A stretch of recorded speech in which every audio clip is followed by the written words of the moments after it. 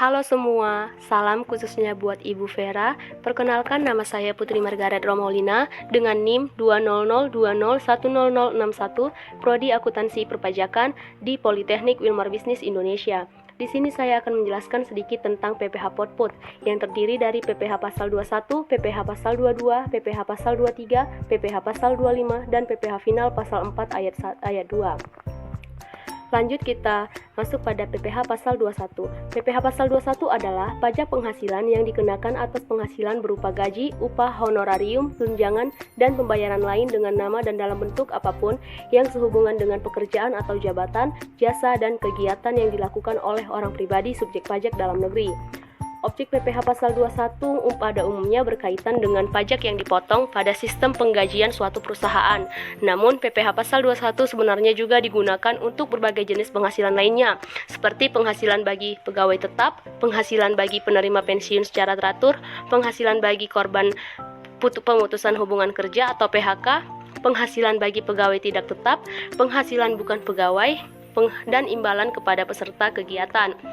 Untuk tarif PPh Pasal 21, menurut Pasal 17 ayat 1, perhitungan tarif PPh Pasal 21 pribadi menggunakan tarif progresif, di mana persentase penggunaan PPh Pasal 21 wajib pajak orang pribadi dikategorikan berdasarkan jumlah penghasilan tahunannya. Adapun kategori tarif pajak yang dimaksud ialah wajib pajak dengan penghasilan tahunan hingga 50 juta adalah 5%. Wajib pajak dengan penghasilan tahunan 50 juta rupiah sampai dengan 250 juta rupiah adalah 15%. Wajib pajak dengan penghasilan tahunan 250 juta rupiah sampai 500 juta rupiah adalah 25%.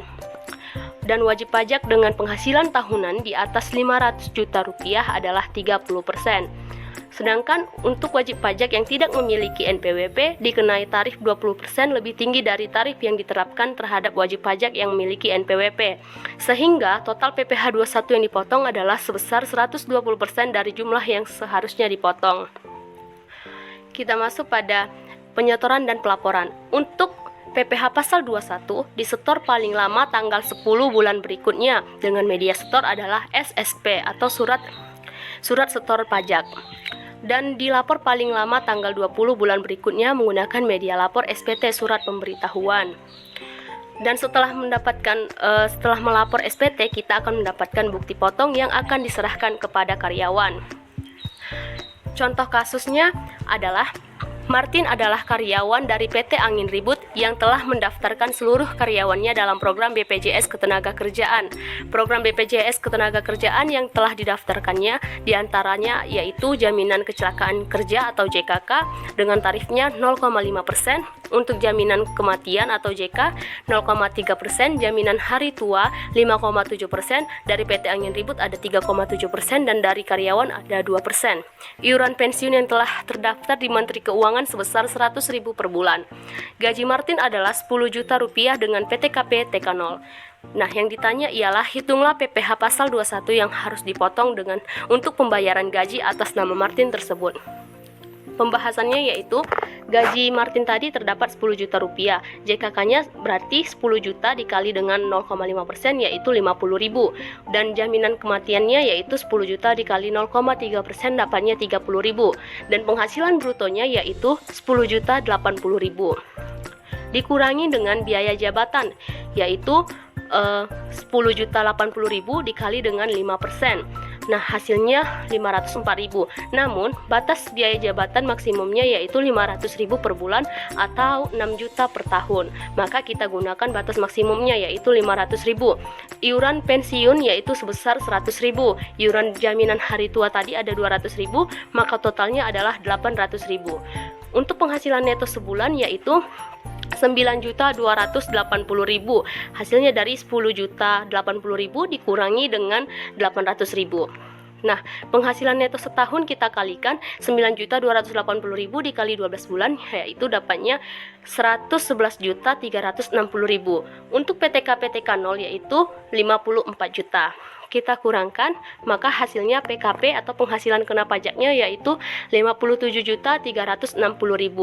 Maka dengan tarif 50 juta, 0 sampai 50 juta yaitu 5% dikali 50 juta, hasilnya Rp2.500.000. 15% dikalikan dengan Rp7.360.000, yaitu pengurangan dari tadi, dari yang 57 dikurang 57.360 dikurang 50 juta tadi, sisanya 7.360 dikali 15%, hasilnya 1.104.000. Maka PPh pasal 21 terhutangnya yaitu 3.604.000 per tahun, atau 300.333,33 per bulannya. Kita lanjut dengan PPh pasal 22. PPh pasal 22 adalah bentuk pemotongan atau pemungutan pajak yang dilakukan satu pihak terhadap wajib pajak dan berkaitan dengan kegiatan perdagangan barang yang dipungut oleh bendaharawan pemerintah, baik pemerintah pusat, pemerintah daerah, instansi atau lembaga pemerintah, dan lembaga-lembaga negara lainnya. Badan-badan tertentu, baik badan pemerintah maupun swasta berkenan dengan kegiatan di bidang impor, serta wajib pajak badan tertentu untuk memungut pajak dari pembeli atas penjualan barang yang tergolong sangat mewah.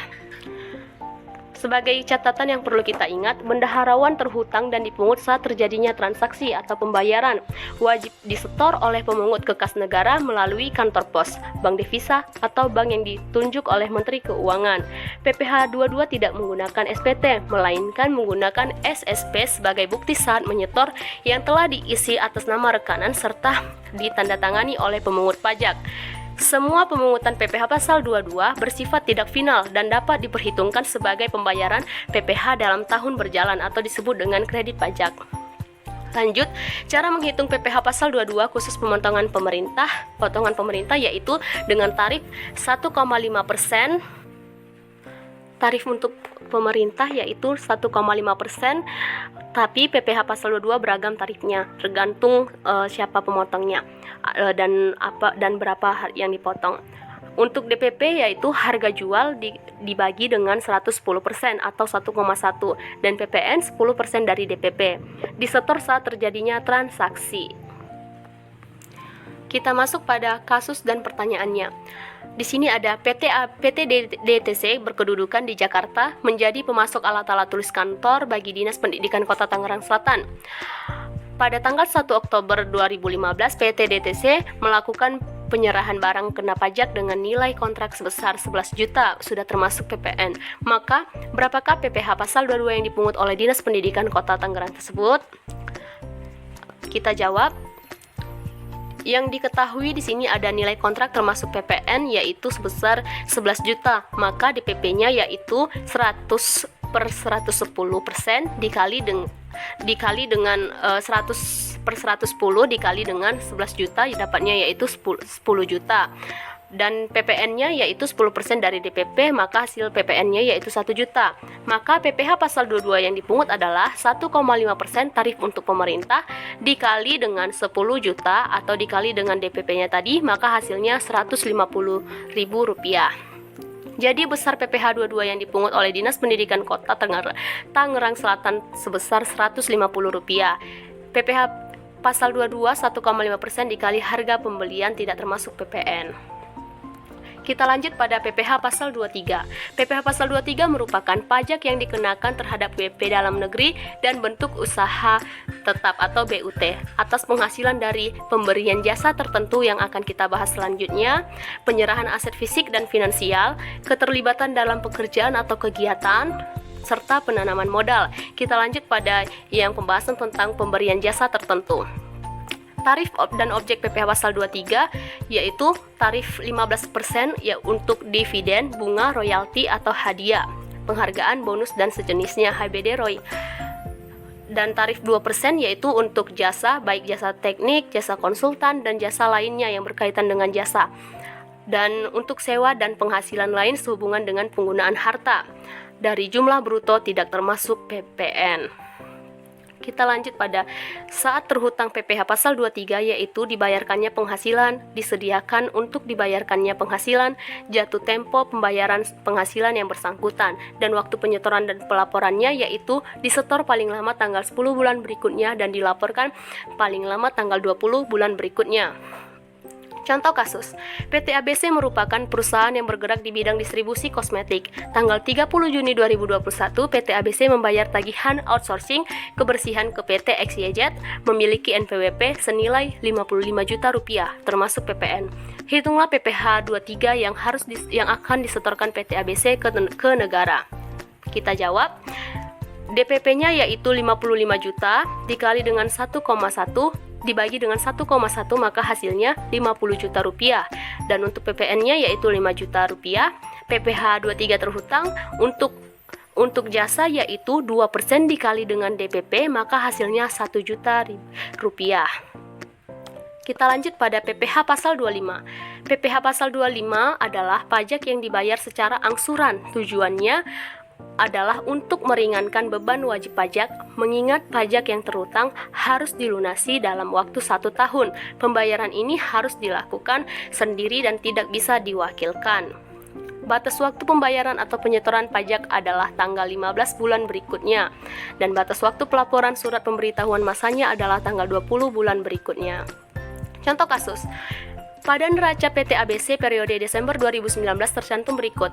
Pajak dibayar di muka yaitu PPN 10 juta, PPh 22 45 juta, PPh 23 22 juta, dan PPh 25 12 juta. Hutang pajaknya PPh 22 1.400.000, PPh 23 800.000. Jika diketahui bahwa penghasilan kena pajak adalah sejumlah 350 juta dan tarif PPh badan adalah 30%, maka berapakah cicilan pajak PPh 25 tahun 2020? Mari kita bahas. PPh pasal 25 tahun 2020 terdapat PPh terhutang yaitu 350 juta dikali dengan tarifnya 30%, maka PPh yang terhutang adalah 105 juta. Kredit pajak kita jumlahkan PPh 22 ditambah PPh 23 hasilnya 67 juta rupiah. Sehingga PPh pas terhutang yaitu 105 juta rupiah dikurang 67 juta rupiah hasilnya 38 juta rupiah.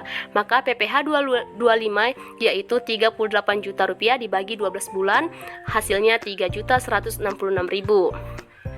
Kita lanjut pada PPh final pasal 4 ayat 2. PPh final adalah pajak yang dikenakan pada wajib pajak badan maupun wajib pajak pribadi atas beberapa jenis penghasilan yang mereka dapatkan dan pemotongan pajaknya bersifat final. Objek PPh final pasal 4 ayat 2 yaitu penghasilan bunga obligasi dan surat hutang negara, bunga deposito dan bunga tabungan lainnya dengan tarif 20%, penghasilan undian berhadiah dengan tarif 25% dari jumlah bruto, penghasilan penyewaan lahan dan garing atau bangunan dengan tarif 10% dan lain-lainnya. Sebagai catatan, PPh final tidak boleh dikreditkan, disetor paling lama tanggal 10 bulan berikutnya, dan dilaporkan paling lama tanggal 20 bulan berikutnya. Contoh kasus, PT ABC merupakan perusahaan yang bergerak di bidang distribusi kosmetik. Tanggal 30 Juni 2021, PT ABC membayar sewa atas gedung yang ditempatinya senilai 100 juta rupiah. Hitunglah PPh final pasal 4 ayat 2 dan berapakah nominal yang harus dibayarkan kepada PT ABC, harus dibayarkan PT ABC kepada